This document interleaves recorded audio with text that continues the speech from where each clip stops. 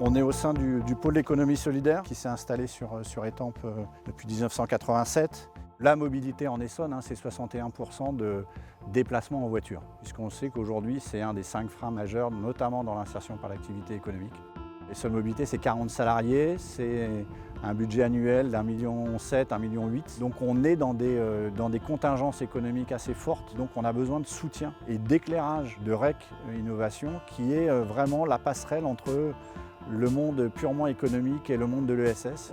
REC, c'est une association qui existe pour accompagner les structures de l'insertion par l'activité économique dans la résolution de leurs problématiques. C'est vrai que globalement, ce qu'on voit, c'est le fait que les financements publics aient diminué quand même pas mal depuis 10-15 ans. Donc je pense que l'idée de cet après-midi, c'était de réfléchir ensemble à quelles pourraient être les diversifications, le modèle économique et la stabilisation d'Essonne Mobilité sur le plan des ressources. Les voitures qui sont très proches de la casse, tout ce qui tombe en panne vient des boîtiers d'injection, des boîtiers électroniques, ABS, etc.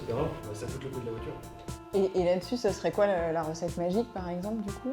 C'est difficile. Voilà, on est là pour en parler. Oui.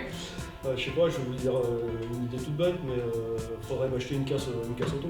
On est soutenu par le Fonds Agir pour l'emploi d'EDF, et donc on a accompagné grâce à eux 25 structures de l'insertion par l'activité économique. Tous les ans, on a entre 12 000 et 15 000 salariés qui donnent, et l'entreprise abonde, et ça a permis d'aider environ 300 projets diffus sur tout le territoire. C'était pour nous important d'avoir des experts qui puissent venir aider des jeunes entrepreneurs à se développer. Et on est très heureux que REC nous ait trouvé 10 super dossiers à aider en Ile-de-France. La ferme Saint-Lazare, elle existe depuis 2001. C'est à la fois un chantier d'insertion par l'activité économique, mais aussi une ferme d'éducation à l'environnement. Et on porte également des projets d'agriculture urbaine hors les murs. C'est un projet qui a connu un très très fort développement ces dernières années. Donc ça fait une petite année qu'on travaille avec eux. L'accompagnement de REC, c'est les bonnes structures au bon moment parce qu'on va agrandir la parcelle de production puisqu'on vient d'obtenir une nouvelle parcelle sur le site. On se fait labelliser bio en même temps pour tout synchroniser. Et on avait besoin de pouvoir structurer cette phase de développement, voire d'essaimage de projets puisqu'on a aussi potentiellement des projets de duplication du chantier sur d'autres communes. On est à l'équipage, c'est le bras droit de la BSE. On l'a créé il y a 5 ans pour pouvoir gérer toutes les réceptions des dons. La Banque solidaire de l'équipement, c'est un projet d'Emmaüs Défi qui récupère les invendus neufs pour les vendre à de tout petits prix aux personnes bénéficiaires des minima sociaux qui vont avoir un logement pérenne pour la première fois.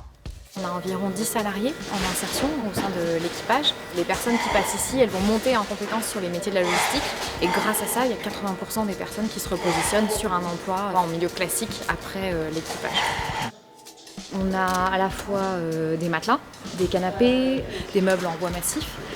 C'est vraiment la particularité de ce projet, de se dire que la seconde main, c'est bien quand on le choisit. Mais en l'occurrence, on est sur des personnes qui ont été pendant des mois, des années en hébergement précaire. Et lorsqu'elles accèdent à un logement personnel, l'objectif de la Banque solidaire de l'équipement, c'est de les équiper rapidement et dignement avec des produits neufs. Parce que c'est aussi un travail de restauration de l'estime. Vous étiez déjà venu 2 fois, vous avez 3 enfants. De quoi vous auriez besoin aujourd'hui? Ça aussi, s'il vous plaît.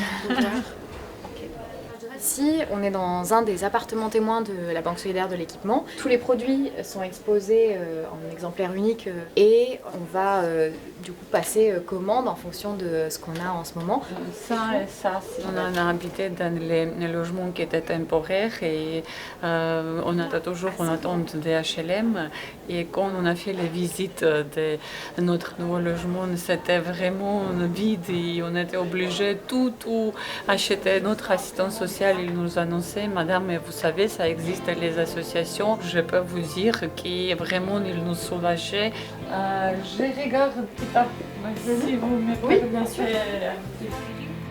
L'accompagnement dans le cadre de REC Innovation, ça nous a permis de questionner notre modèle économique et en octobre 2021, on a ouvert une antenne à Toulouse.